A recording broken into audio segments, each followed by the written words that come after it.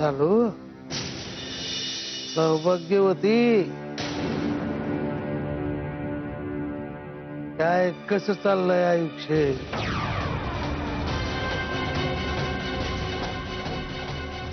अंगा पेंड्यात भरलीच म्हणा ती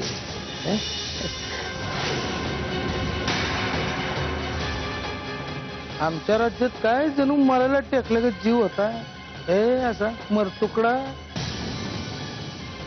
पण आता पोरगा कमावतोय म्हटल्यावर काय हाट आहे आता काय काय चालू आपल्या दोघांनी मिळूनच संसार करायचा आहे बघ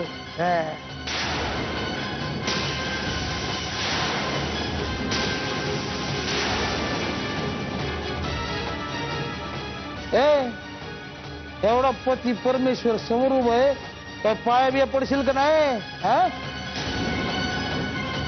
तुला पण वाईट संगत लागली म्हणायची काही हरकत नाही आता आहोत एकत्र तर सुधारशील हळूहळू काय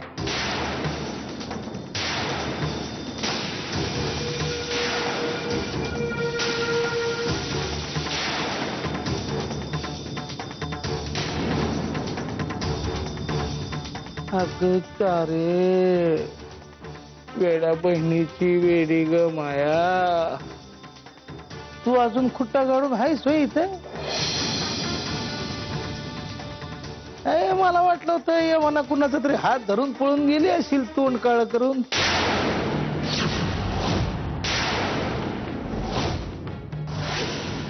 पण नाही नाही जाळ बघत चिकटून बसतेस माझ्या पोराच्या संसाराला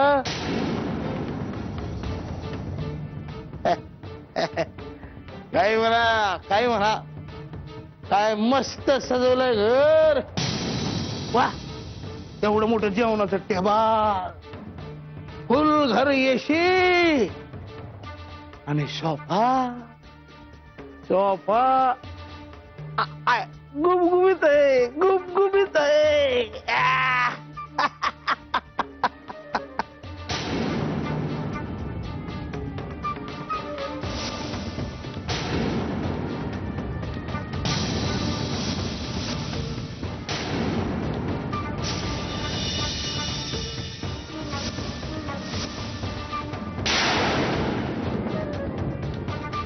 चालू त्या सुंदर कोण ग मी तुला सोडून गेलो तेव्हा आपल्याला दोनच पोरं होती माझ्या माग कुणी ठेवलास की काय अंत्या म्हातारे अगं मस्करी केली ग मस्करी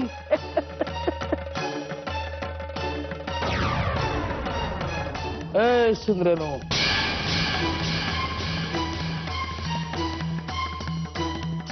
मी अनंतराव लक्ष्मणराव मुधोळकर या घराचा ओरिजिनल मालक या म्हातारीचा कुलदीपक चालूचा कुक्को आणि या फेंद्रीचा भाऊ बरं का तुमच्या सत्य आणि गौऱ्याचं बा चाले चाले आपली ओळख संपली कंप्लीट एकदम कंप्लीट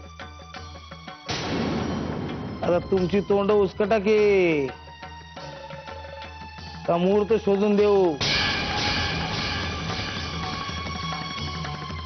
सांगा की आपली नावं पटापटा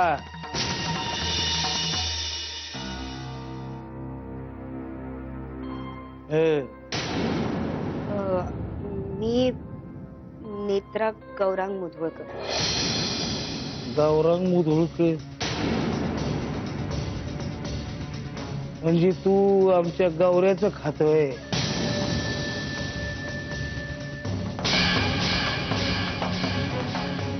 चांगलंय चांगलंय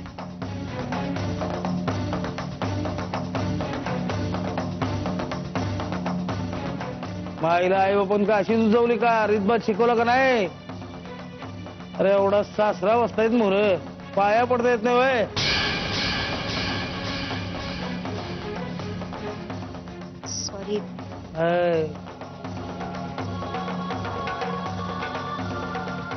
तर हे बुटकं वांग गौऱ्याच.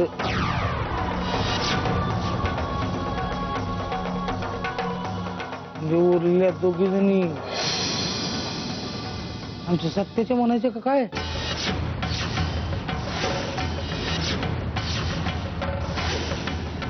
आईला नाही नाही म्हणता पोरग बापरच गेलं की.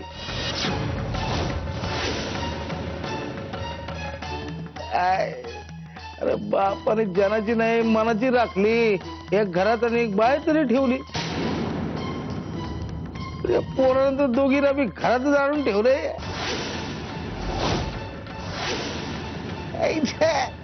बास लई बोललाच. तोंडाला येईल ते बोलू नका.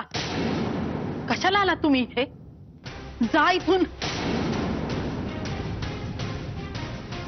सत्याजितला जर कळलं ना तर. कळलं तर कळलं. काय वाकडं करणार आहे ते माझं? अरे बाय मी त्याचा अनंतराव मुधोळकर. त्याला तर भेटायला आलोय. हाय कुठे तो? कुठं आहे सत्या? सत्या ए सत्या सत्या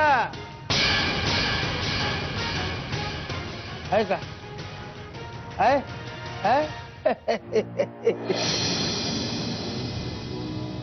आता कोण अडवणार मला? कोण?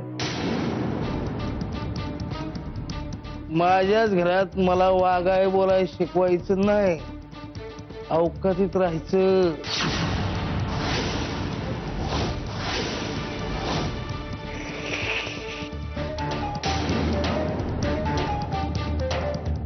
ए बायानो, तुम्हाला काही वेगळं सांगायला हवं का? तुम्ही का थांबलीत तुमची ओळख करेल? हा आमच्या नवरा बायकोतला संवाद पुढे ऐकायला मिळणारच आहे तुम्हाला. त्यासाठी तुमची ओळख करेल थांबवू नका. बोला ए पोरी, कर सुरू. मी प्रिया मोहिते. मोहिते नाव ऐकल्यासारखं वाट. चालू ती तुझ्या मैत्रिणीची पोर तर नव्ह? होय, मी मावशीच्या मैत्रिणीचीच मुलगी. आई गेल्यानंतर मी इथेच राहते. अगदी आईशिवरच गेलीस गे पोरी. रूपानं अंगानं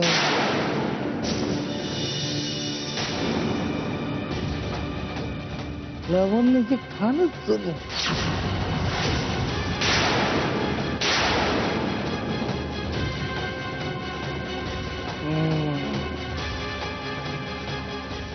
आता राहिलीस तू.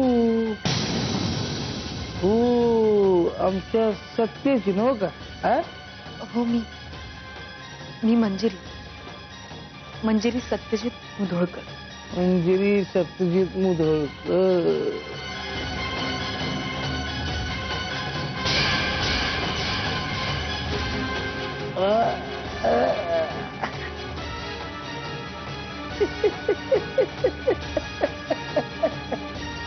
म्हणजे अजून एक मुधोळकर या घरात अवतरणार म्हणा की काय?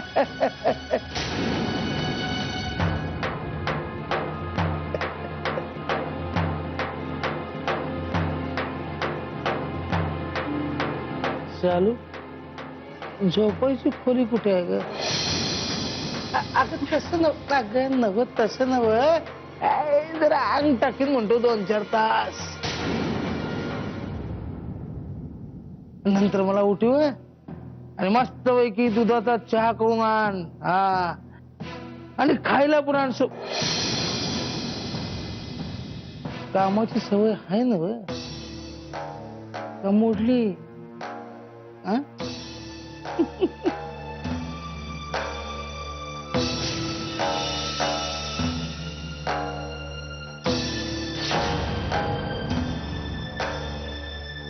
अरे ये इकडे. अरे ये की कशाला असतो, आपलंच घर आहे, ये.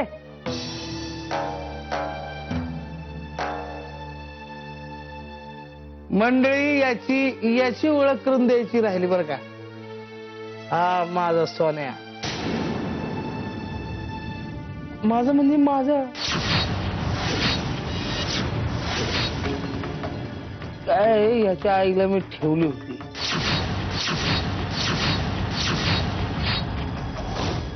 आता ठेवली होतीचा अर्थ कळला का नाही? कळला का इसकटून सांगू?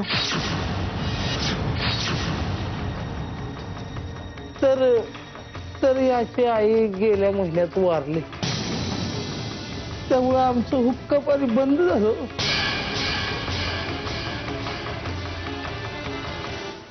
म्हटलं आपल्याला काय काळजी आहे, आपलं दुसरं घर आहे की. तिथे जाऊन राहू, चांगलं दुधा तुपाचं खाऊ, अगदी मजेत जगू. कसं म्हणून म्हणून आम्ही इथं आलो. सोन्या सोन्या, आता आपण इथंच राहायचं बरं का. अगदी हक्कानं, आनंदानं, आणि काय हवं असेल ते मागायचं. हा,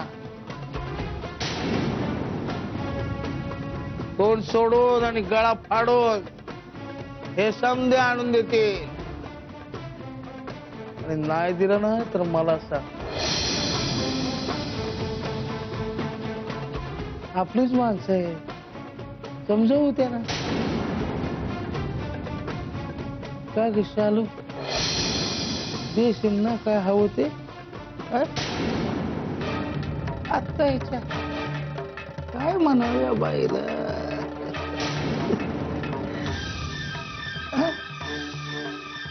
चांडाळाचा मोडता शिवला तो. मोठ्यात म्हण ग, मोठ्यात म्हण, ऐकू येणं झालं हल्ली.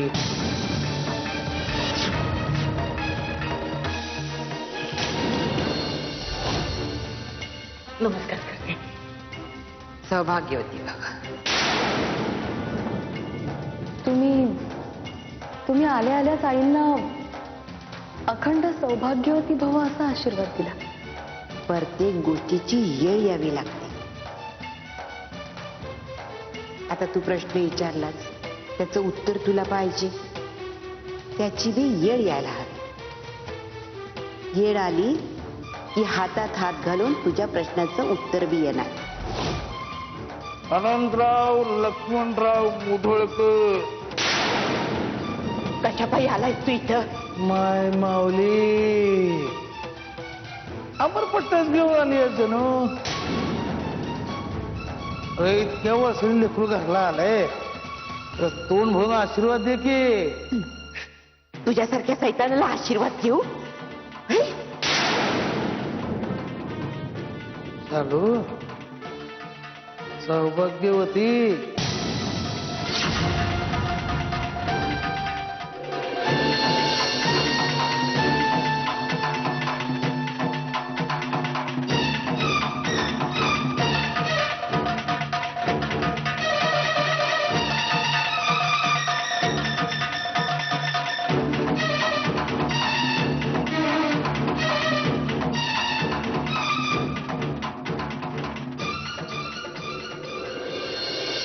मंजिरी,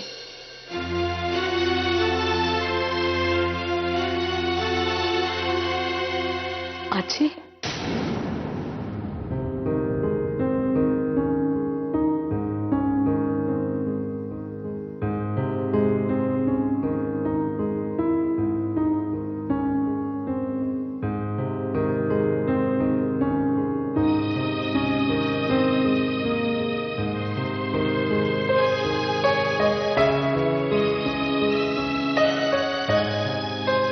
सांगितलं होतं ना, येळ आली की तुझ्या समध्या प्रश्नांची उत्तर देईन म्हणून. आता ती येळ आली आहे. तुझ्यामुळं खरं बोलते, खोटं नाही बोलणार. पण मनापासून वाटत होत की ही येळ, ह्यो दिस उरलेल्या आयुष्यात कधीच येऊ नये. आजी,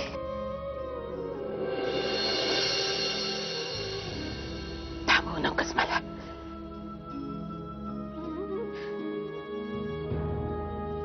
शांत राहण्याला तर अजिबात सांगू नकोस.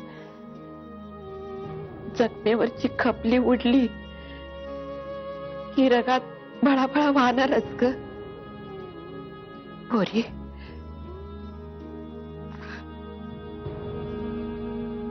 आमच्या काळात एक म्हण होती बघ, मनात येती हत्ती घोडे पालखीत बैसावे, देवाजीच्या मनी येते पायी चालवावे.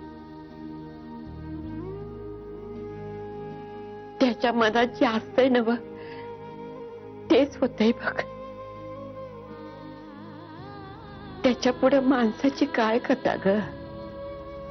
आजी, मला राग वगैरे अजिबात आलेला नाहीये, पण मला अजूनही कळलं नाही यांनी मला कधीच काहीच नाही सांगितलं. काय सांगणार होता त्यो? सांग ना, काय सांगणार होता तो तुला? का त्यो बाहेर उताना पडलाय ना? त्यो त्याच्या नशिबात का आला हे दुखणं सांगणार होता त्यो?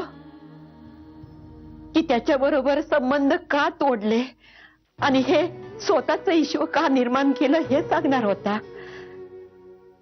एवढे कष्ट का केले हे सांगणार होता? काय सांगणार होता ग?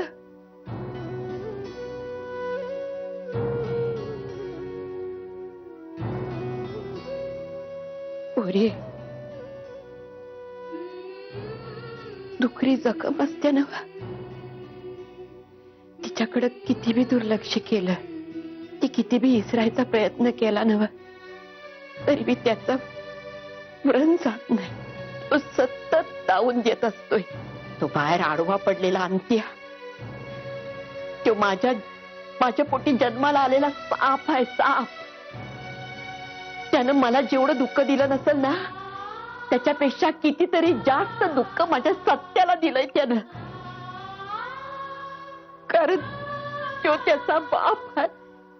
लई भोगलंय ग, लई भोगलंय माझ्या सत्यानं शालीनं. ती भोगलं काय भोगलं काय सांगू तुला? नाही सांगता यायचं मला. यो मुर्दाड यानं किती छंद केले, किती व्यसन केली. जगातलं एक व्यसन, एक छंद सोडला नसेल त्यानं. अजून बी तसाच आहे, तसाच आहे, काय बी बदल नाही.